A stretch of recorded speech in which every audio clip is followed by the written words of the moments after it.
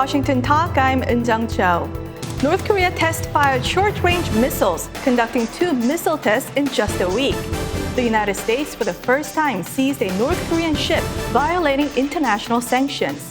When will the U.S. reach the limits of its patience with North Korea?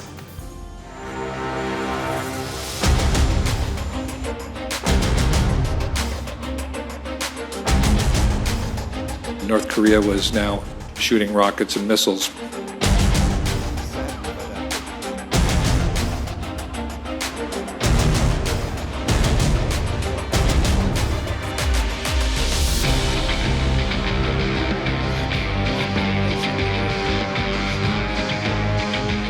I don't think they're ready to negotiate. Nobody's happy about it.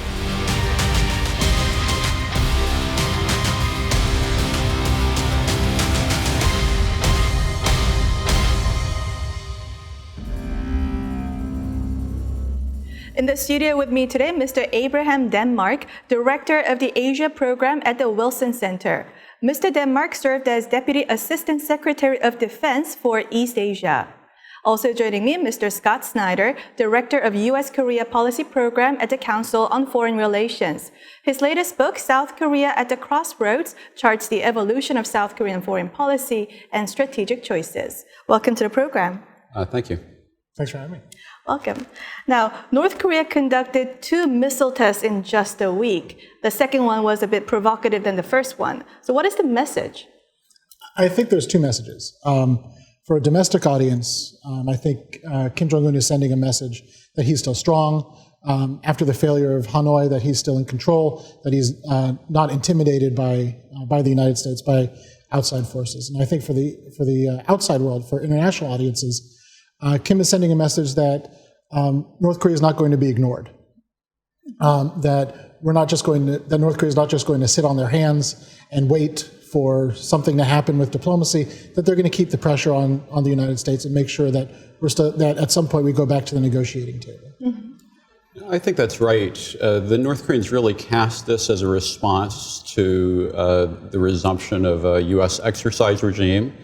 But also the larger issue is Kim Jong-un trying to define the terms of a possible reinitiation of negotiations with the U.S.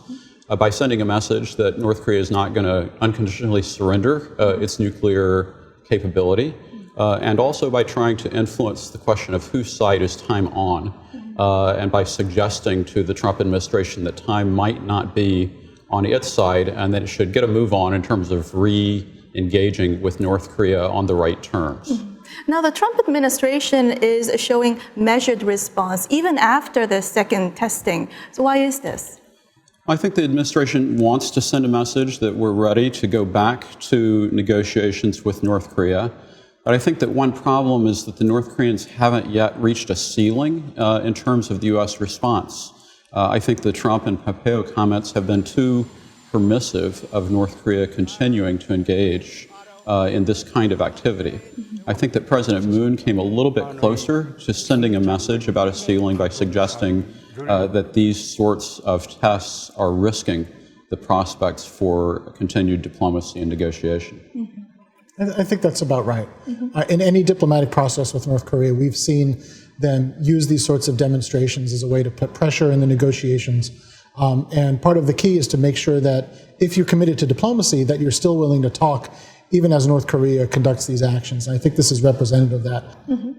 Now, this was a short-range missile, yet South Korea and Japan, which could be within the range, says, again, this is not a provocation, that this is not a threat, and does not impact their national security. So what do you take of this response from Japan and South Korea? I think it shows the same attitude, that they want the window for diplomacy to remain open, and they don't want their response to drive a reaction that would close the door on diplomacy. Mm-hmm.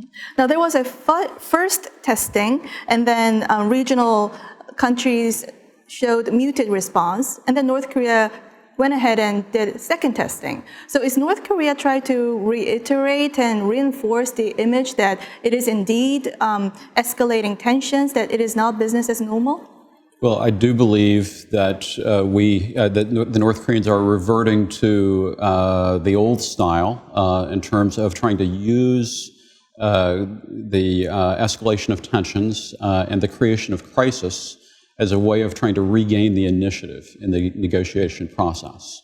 And so I think that what the North Koreans are really trying to do is to drive the U.S. into a mindset where it's more likely that the U.S. will doubt its resolve to achieve complete denuclearization and maybe settle for less than what we were really expecting from the Singapore Declaration. Mm-hmm. And on the day of the second testing, United States for the first time seized North Korean vessel for violating sanctions. Is this a strong message to North Korea? I think it's a pretty strong demonstration of American resolve. That in addition to missile tests and other provocations that they're doing on the Korean Peninsula, that the United States is keeping track of what North Korea is doing beyond the Korean Peninsula and will continue to try to enforce these sanctions. So seizing the ship in Indonesia, I thought was a very strong indication of what the United States is willing to do, and that even despite their willingness to go on with negotiations, they're not going to turn a blind eye to all the things that North Korea has been doing.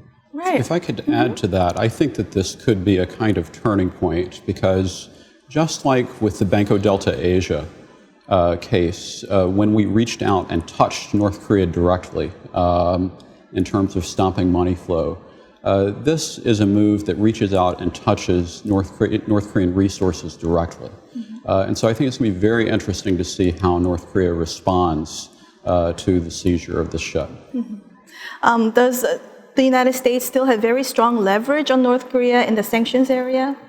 Sure. The United States still has significant sanctions leverage in terms of its significant role in the international financial system, its strong relationships with most of the major economic actors around the world. But of course, the key question there is China.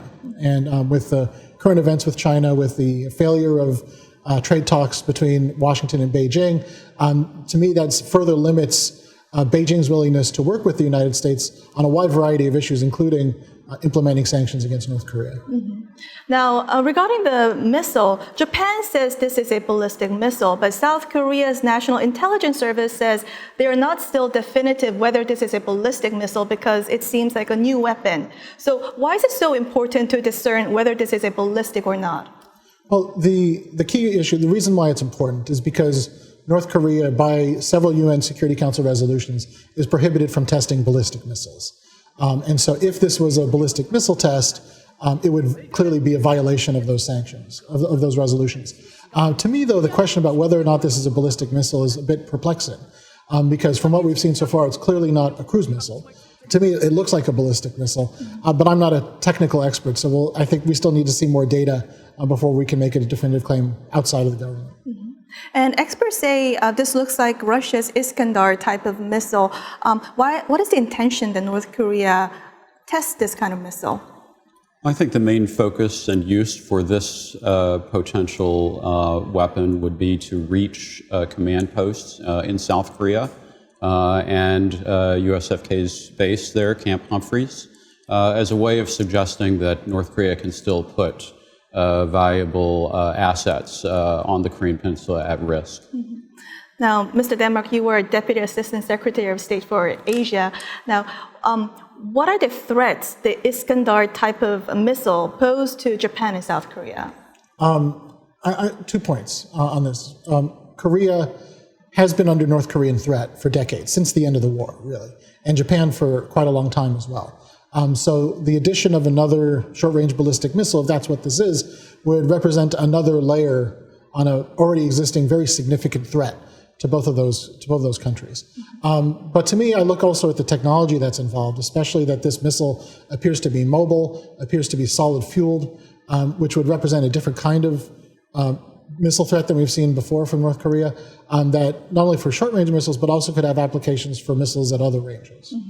And Mr. Snyder, Secretary Pompeo said North Korea's test freezing is very much focused on intercontinental type, those that pose a threat to the United States. Like comments like this, does this send jitters to South Korea and Japan?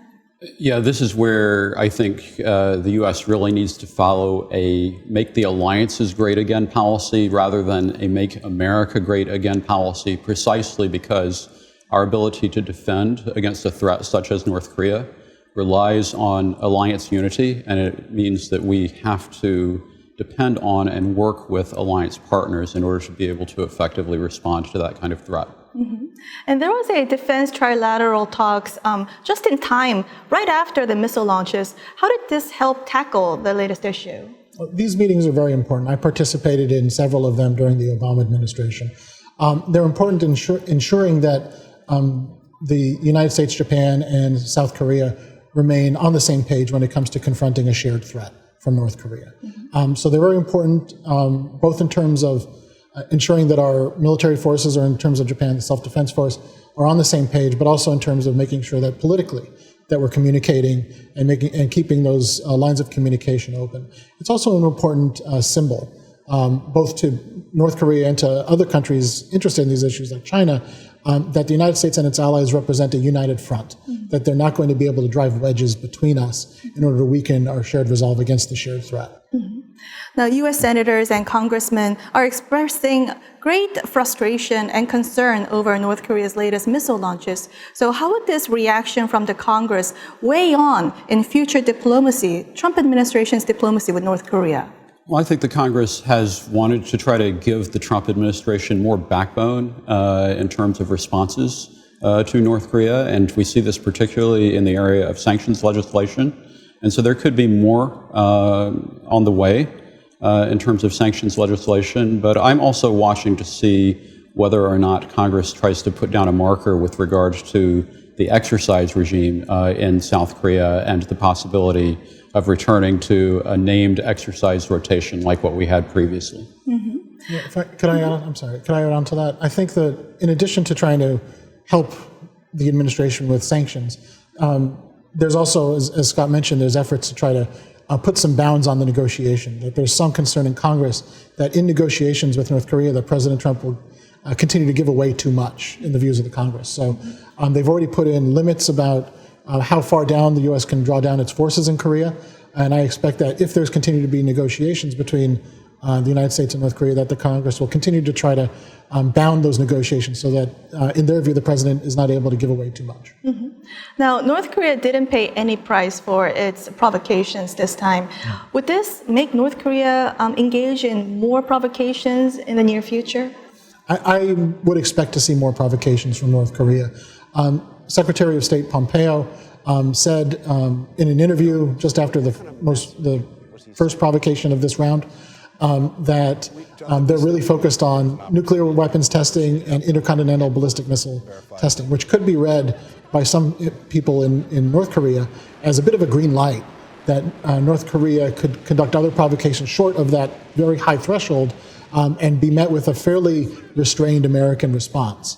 So I expect to see North Korea continuing to try to test the boundaries of how much leeway they can get, both in order to demonstrate resolve, but also to try to cajole the United States into returning to credible negotiations. Mm-hmm.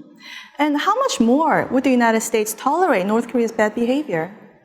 I don't think that we know the line, but I think that the concern is that President Trump prizes unpredictability. And so I would say that it would be best for the North Koreans not to test President Trump, because none of us knows exactly how he's going to respond with each particular provocation. Mm-hmm. And what do you think will be the breaking point for diplomacy? I think it's difficult to say. President Trump has already declared success publicly after his meeting with Kim Jong-un in Singapore, and he's also in the opening stages of a re-election campaign. So it will be difficult for him, in my estimation, to admit the failure of his diplomatic process. So my expectation is that he will try to keep things quiet, try to keep things on the diplomatic track, unless Kim Jong-un crosses some sort of threshold with a provocation, with a test, that forces Trump to respond, and I think respond in a fairly significant way. And where that line is, I think, is difficult, if not impossible, to know. Mm-hmm. So we don't see any working level talks or any substantial negotiations on the way right now, and North Korea is engaged in provocations. So what should be U.S. strategy going forward? I think we need to continue to keep the door open to talks, but I think that we also need to find a way to send a message to North Korea that they have reached the ceiling of what we will tolerate on provocations. Mm-hmm. And I think it's only when we've reached that point that we're likely to see a return to the negotiating table. I just want to ask one additional question. So how can South Korea and Japan guard against North Korea's missile threat together? Yeah. Well, there's been progress made over recent years to enhance the defense relationship between South Korea and Japan. The JSOMIA agreement being the most obvious example of that. And in my estimation, they need to continue down that road to enhance information sharing, to enhance cooperation between the ROK military and the Japanese Self-Defense Force. And I think there's a very important role for the United States there to encourage this and to enable it, enable this cooperation. We'll leave our conversation here and now watch video for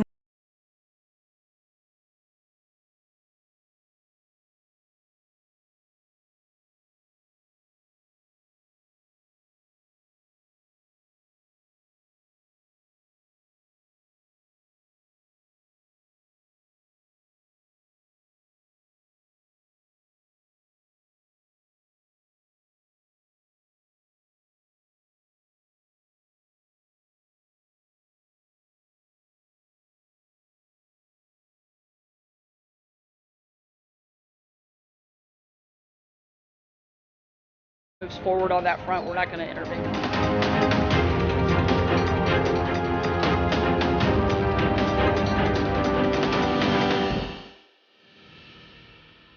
South Korea earlier announced it is planning to send food aid to North Korea. But after a series of North Korean missile tests, President Moon says he needs to win public support and would like to discuss with political leaders. Now, Mr. Snyder, is South Korea facing a dilemma and in an awkward situation right now? I think that President Moon is clearly concerned about maintaining public support for food assistance. But I also think that how South Korea gives food assistance is going to be critical in terms of how we should look at it. If South Korea gives to the World Food Program, it goes through UN channels, that aid is going to be channeled to vulnerable populations, including nursing mothers and children 0 to 5. And so that addresses developmental needs long-term in North Korea. But if South Korea tries to use this as part of developing the inter-Korean relationship in order, for instance, to give bilateral rice aid to North Korea, I think really the only justification for that would be if they sell it on the open market. North Korea should be forced to buy that kind of assistance because we know that rice is what is eaten by the elites and that on the open market the price is too high for the vulnerable populations to be able to afford. Now, North Korea tested missile the day after South Korea said it's planning to give food aid to North Korea. So does this mean North Korea doesn't need food aid? No, I think it means that they believe they can conduct missile tests and that the food aid will still come. And that I think they calculated that the humanitarian aid that's needed will be somewhat separated from the broader negotiation and tension between North Korea and South Korea. Apparently, that seems like a pretty good calculation on their part. So this plan of still continuing to give food aid to North Korea comes at a time when North Korea is escalating tensions. So could we expect some backlash from the South Korean public? I think that that's what President Moon is concerned about, is the possibility of backlash. And I do think that that is real. I think that they should look carefully at what can be supported by the public.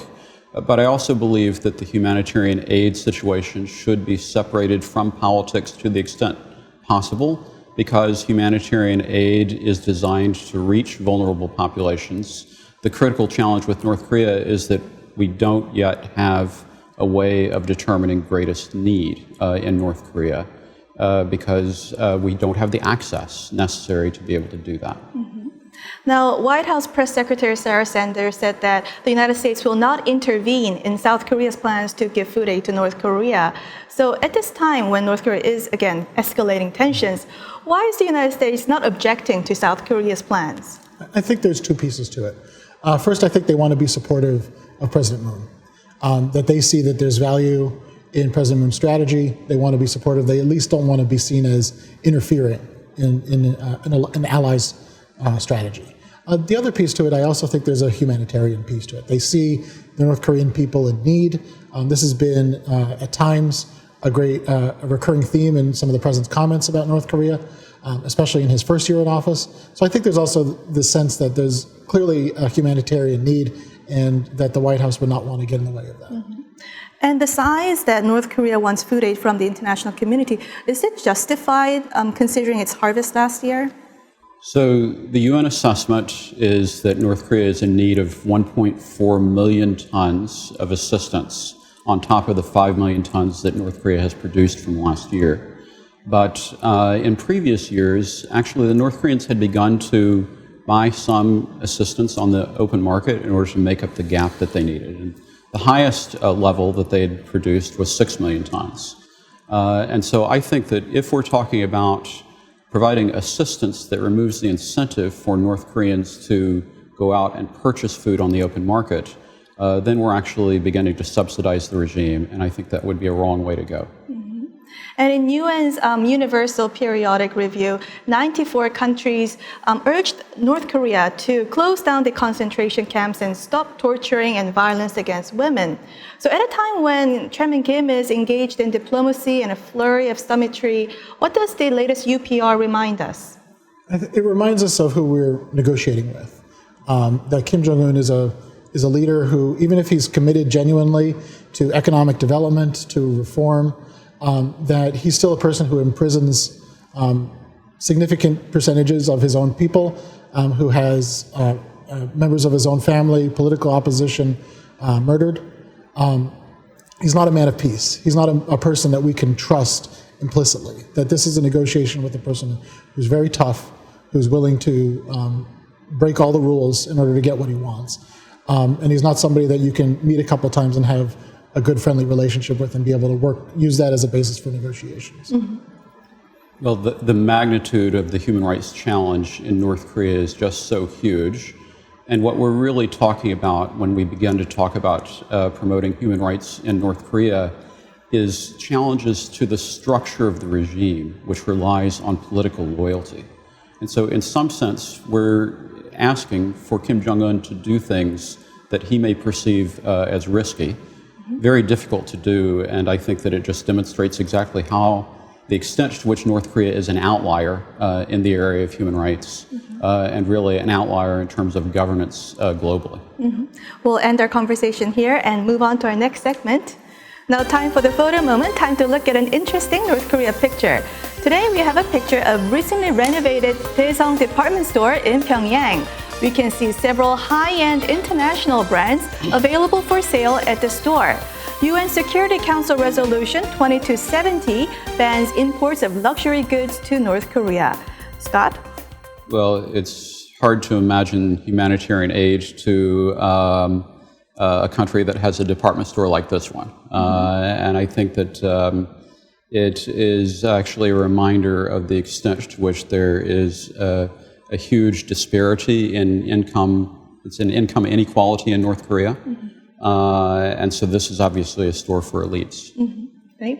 I think this is a great picture to show, following a conversation about the humanitarian and food problems in North Korea, that they have a food shortage, the UN believes, of over 1 million tons this year, not because of bad weather or because of a poor harvest. It's totally because of the misallocation of North Korea's resources. That Kim Jong-un lives in tremendous luxury. He spends his country's resources on ballistic missiles, on nuclear weapons, while the vast majority of his people live in poverty. He lives in wealth. The elites are able to live apparently in an upscale airport shopping area, all the while his people are having significant food problems. So while we talk about humanitarian aid to North Korea, which I do think we should support, we should have pictures like this up during the conversation. Because the only reason they're having this problem, the reason they need this aid, is because of the decisions of Kim Jong-un and the elites in North Korea. Well, that's all the time we have for this week. Mr. Snyder, Mr. Denmark, thank you for joining us. Thanks for having me. Thank you. Thank you. And this was Washington Talk from the Voice of America, and I'm Eun Jang Chao. Join us next week for more analysis on North Korea.